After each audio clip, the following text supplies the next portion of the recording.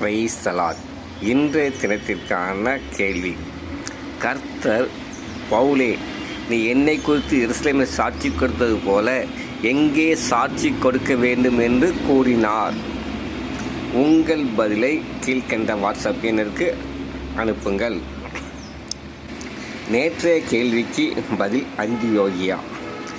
நேற்றைய கேள்விக்கு பதில் சொன்ன முதல் 4 பேருடைய புகைப்படமும் மற்ற அனைவருடைய பெயரும் இடம்பெற்றுள்ளது.